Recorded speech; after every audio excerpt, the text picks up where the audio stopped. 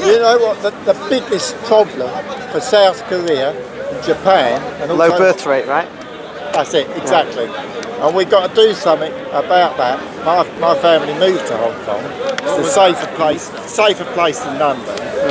And after great encouragement, I've got 2 grandchildren, right? But that's exceptional now. I think the average would be 1. And so they actually believe in a lifestyle of death in Japan and South Korea and Hong Kong.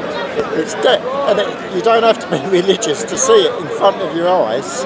Yeah. They've got no future, and the only thing can save Hong Kong, unfortunately, I don't like saying this, my Chinese relatives had tens of millions of pounds taken off them by the communists. The only thing that's saving Hong Kong is the communist China, because if Britain was still there, there'd be Muslims from all over the world could be going there, working, but China sends in Chinese to work in Hong Kong, so they've got a chance. And I don't have to have a religion. I've got no religion, but my grandchildren go to a Christian school under the Bishop of Kowloon. I think you'll find, though, as time passes, given the problem you've described, people will not get out of that rut without Catholicism. Oh yeah. And I mean specifically Catholicism, because every other religion accepts or promotes artificial birth control and or abortion. So that's why I come to Speaker's Corner. I'm making very clear I'm pro-life.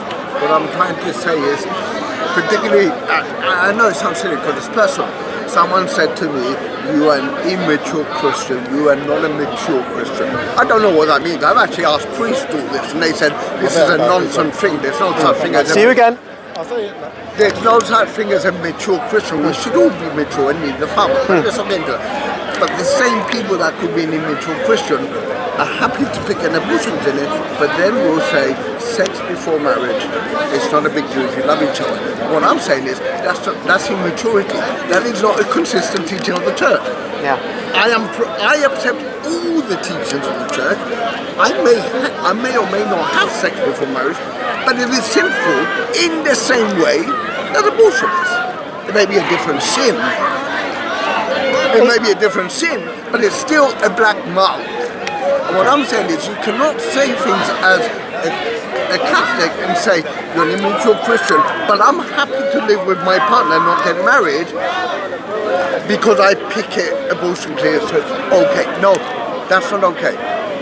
And what I'm saying is that on the right, and I'm not saying right Christians, the right of the church, because the conservative side, I don't want people to think I'm mocking the conservative side of the church, but a lot of right-wingers who join the church seem to think it's okay to be anti-abortion, anti-gay and anti-trans, but I can live with my girlfriend and have sex with my marriage. And I'm saying, no, this is all you care about is your right-wing agenda. That is not what the church teaches. But given that you have right-wing, left-wing, centrist, political types in the Catholic Church, And it's wonderful.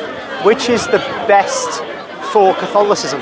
I say left-wing, but I would say. But you know, at the moment, that would mean mass immigration of Muslims, promotion of abortion and contraception. No. No? No, not necessarily. Come on, Phil. I consider myself left-wing. Yeah? Socially. When I accept, if I am a devout Catholic, I have to accept the teachings of the church. I could then say that I believe as a left-wing Catholic, I believe we should go out and feed the poor. I think we should help the vulnerable. I think we should show compassion and love towards transgenders, which are maybe very confused and they may have a mental illness. I don't know. Instead of saying, no, all that matters is abortion matter, feeding the poor is not my problem, no, the homeless are just drug addicts, not my problem, and saying things like, it is okay to vilify transgenders. And I'm saying, no, that's not compassion and love. Okay, I don't see necessarily that right-wing politics means you abandon poor people or you are... No, you're right, but what I'm saying is that the Catholic, I've been watching a couple of Catholic aspiring young politicians, and this is what they're saying. Okay, But if they would say though that the benefit system is too bloated and I would that agree with that. the NHS is a mess, I agree with that. and these should be all abolished. It's like when, say for example, when Thatcher privatised the steel industry, the coal industry, there was huge redundancies. Yes. So people became impoverished. Yes. But that doesn't mean that the people who support those policies aren't Christians. Yeah, I agree with that. Because Catholicism doesn't mean you must follow a collectivist. Yeah, I agree with you. But it doesn't mean, therefore, it means you might be pursuing policies which are negatively affecting a person's living standards, Yes. and even seen as hurtful by homosexuals and transsexuals. I agree with everything you're saying, but what I'm saying is that there is an overriding teaching, which is love and compassion. And of course, in society, we have to be very realistic. We don't live in a utopia. So there are certain things that even as Christians that we would love to do, we don't and we can't. I accept that. If tomorrow McDonald's closed down, there's nothing I could do about the redundancies. Nothing I could do about that, even if I wanted to as a Christian. But what I wouldn't say, this is not my problem. What I wouldn't say is them not having any food now or being impoverished. As a Christian, I don't have to care about this. I say, no, you've got to at least care.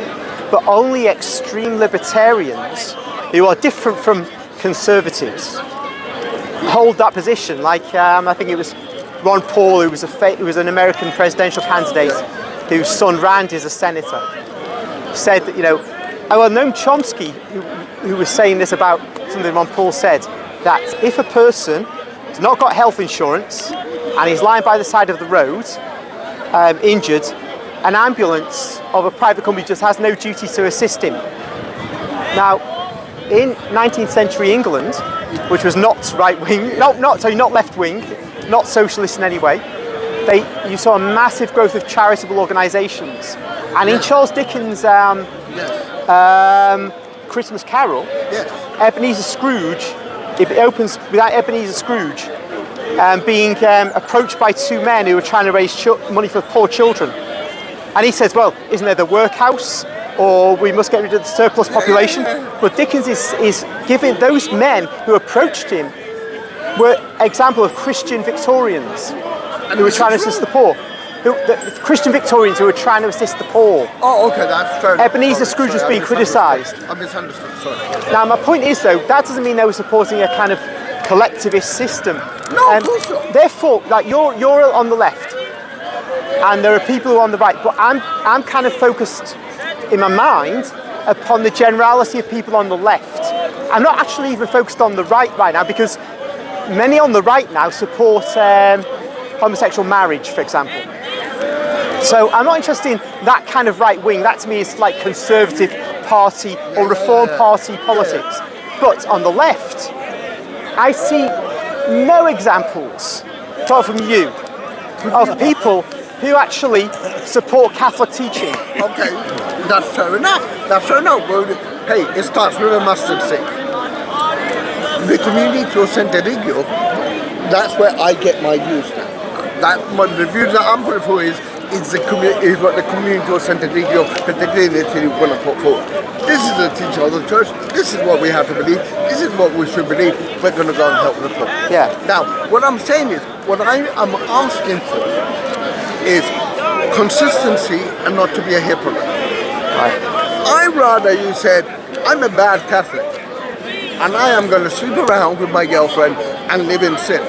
I just don't like women having abortions, so I'm going to pick it. Instead of saying, I'm a good Catholic, I'm going to picket abortion clinics, but it's okay for me to live in sin. Okay. And I'm saying, no, I want consistency. And I'm saying that this seems to be something that the left does. The right does. The left will say, no, they are both wrong. I'm just human. Abortion is a terrible thing. It's murder. But I'm not going to go and vilify a woman outside a clinic. Wait a minute, when you said that the left doesn't say it's both wrong. The left says both abortion and living in sin are not in sin. They are okay. No, what I'm saying is you of course. We said the left. Yeah. I as a lefter would say this is wrong. It's a Catholic position. I accept it, but I am still left wing. However, it seems like the new young politicians that are coming through, it's as though they're saying, no.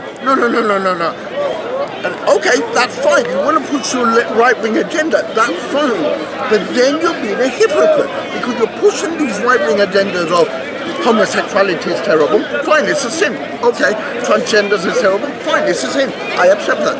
Abortion is terrible, it's murder, we've got to stop this, it's a sin. Fine, I accept that. Here's one time. I accept that. But then these are the same people who say, because rents are so expensive, it is okay to live with your girlfriend as a couple. No! Yeah, well, I think there's hypocrisy in all of us, actually. Yes, of course there is. So I would say all of these are sinful. I may live with my girlfriend, but I'm very aware that I'm committing something that is wrong. Yeah. So I want consistency and non-hypocrisy, unlike the right. Yeah. They say, no, this is wrong, but these things are fine because I like doing it. I think, so for example, I could say, I think the left are less hypocritical, and they say transsexuality is okay, homosexuality is okay, living with your girlfriend outside of marriage is okay, sleeping around is okay, having abortions is okay. They're consistent and not hypocritical because they say, oh, that's fine. They're hypocritical in other ways, in my view, but that's another thing. But on those moral issues, but as a Roman they're Catholic, not, right? As a left-wing Catholic, I'd say all of this is a sin. Yeah. I'm not gonna. I've got it. Forgive me for not focusing on you. No. Or me, in fact. Of course. You see, but I say, despite the hypocrisy you might find more on the right on moral issues, if we had a proper right-wing government, there'd be a ban on abortion. There'd be no right to call a man a woman. No competition in female sports of men masquerading as women. There'll be no homosexual marriage and no adoption of kids by homosexuals. And would there be a ban on straight people living together in sin? No. No. I was going to say what there would be and what there wouldn't be. That's a good question, but here's a scenario I'm laying out. Catholics? A right wing, not a Catholic government. I said a right wing government. Yeah. You can look at the issues that matter to the right. At the moment, anyway. Yeah. Maybe another time they would be interested in that. Yeah. But you'd have these. This would be the scenario. Therefore, you'd have a nation which was morally healthier than a left-wing nation, even though it'd be more hypocritical. I'm not denying that. To me, it's a hypocrisy side. It's like Victorian England. In Victorian England, you had these kinds of moral differences, and yet Victorian England morally was healthier than Britain in 21st century morally. To me, it's a hypocrisy. Don't judge me. Say you are a weak and bad Catholic, mainly because I don't go to Neocast, but let's not get into that. And then say it's okay to live with your girlfriend. No, don't put no. Yeah, but if somebody perhaps shouldn't say that to you. But I'm just interested really in left wing, right wing. Yes, but what I'm saying is this is what they teach as right wingers. This is what they're saying. They're saying this particular politician says, this particular young aspiring politician says, this is what us Catholics we believe. This is what we should do. And when the person interviewing said to him, would you live with your partners? And they say, oh no, that's fine, that's not a big deal. No, that's hypocrisy. Yeah.